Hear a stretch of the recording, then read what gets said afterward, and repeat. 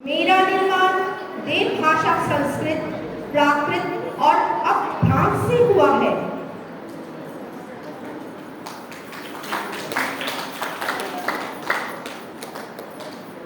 भारत भूमि पर सबसे पहले आर्य आए और अपने साथ वेदों को लाए। मैंने वेदों का विस्तार किया। वेदों में मैंने ऋग्वेद, सामवेद, यजुर्वेद, अथर्ववेद लाया। इन वेदों को मैंने हिंदी के रूप में आगे बढ़ाया। फिर 15वीं शताब्दी में मुगल आए, जिनसे मेरा अस्तित्व लुप्त होने लगा और अल्लाह रहमान रसूलुल्लाह या परवरदिगार का मदद।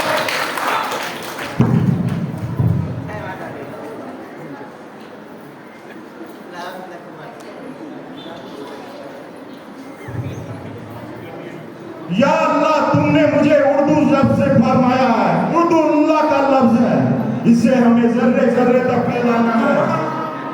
जर्रे जर्रे तक उर्दू लफ्ज बननी चाहिए। या अल्लाह, या परवरदिगार, या मौला, हमें उर्दू की खिदमत करनी है। हमें इसे एक मुकाम तक पहुंचाना है। हमें इसे आगे बढ़ाना है। हमें इसे हर इमाम तक पहुंचाना है। या अल्लाह, या परवरदिगार, हमें इन हिंदुस्तानियों को, ये हिंदू को हटाना है। हमें इसकी ताकत फरमा, हमें आजादी दिलवा, हमें हिंदुस्तान पर फतेह की बात। 17वीं शताब्दी के अंत होते होते अंग्रेज आए और अपने साथ अंग्रेजी भाषा लाए। अंग्रेजी भाषा ने भी अपना महत्वपूर्ण स्थान बना लिया। सारे कार्य अंग्रेजी में ही होने लगे, जिससे मेरी छवि धूमिल होने लगी।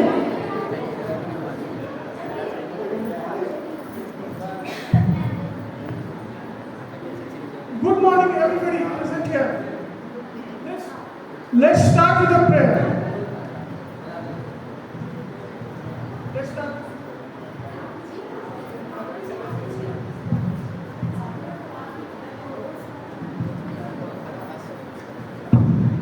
Our Father who art in heaven, holy, hallowed be thy name. Thy kingdom come. Thy will be done.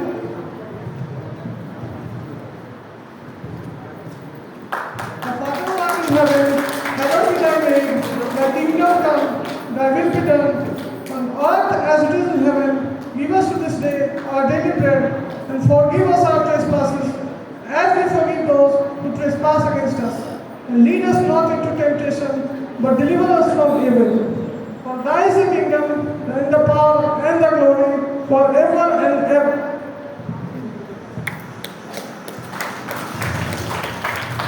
Rule Britannia, rule the waves. For us Britons will never ever be this way. Our British culture is so vast and magnificent that it has set up an empire that is so huge that the sun never ever sets upon it. We the British have a far superior way of life, a far superior way of thinking that has helped us usher a new wave of industrialization and development in the world that the world has never ever seen before. We educate the uneducated and we transform the world.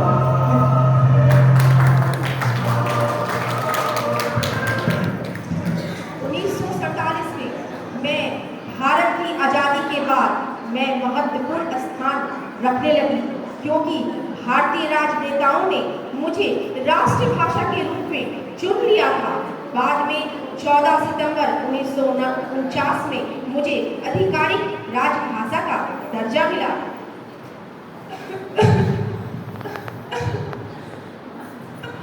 आज मुझे बहुत दुख के साथ कहना पड़ रहा है कि मैं विकृत हो चुकी हूँ। आप लोगों ने मुझे विखंडित कर दिया है।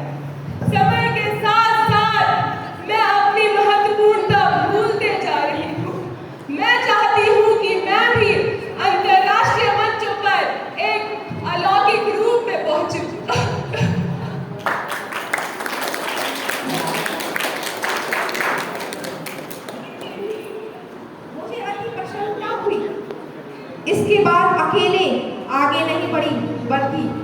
भारत भूमि में विभिन्न क्षेत्रों की भाषाओं और बोलियों के साथ लेकर चली संवैधानिक अनुसूची में 22 भाषा दर्ज है।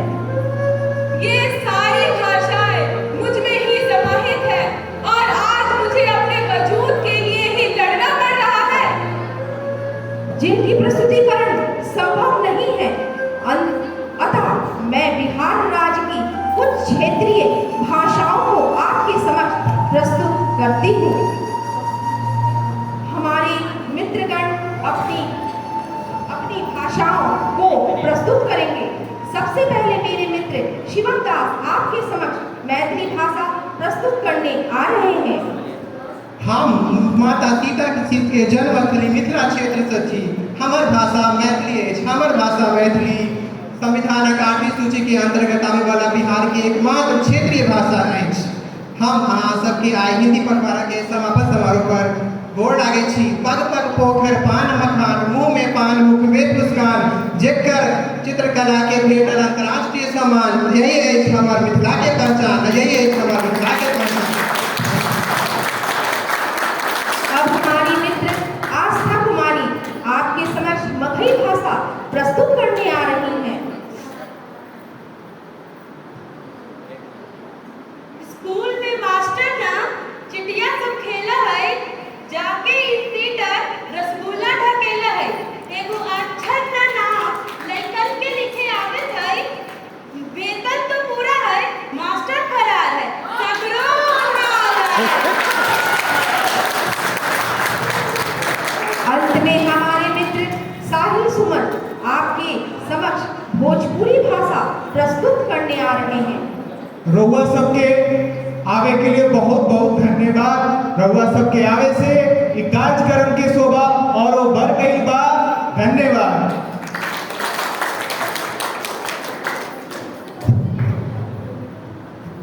अब मैं इस नाट्य के परिदृश्य को समापन करने जा रही हूँ।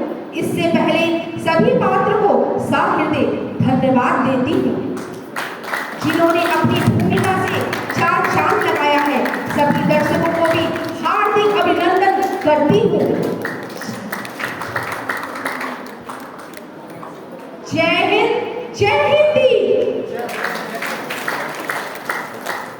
इस नाटक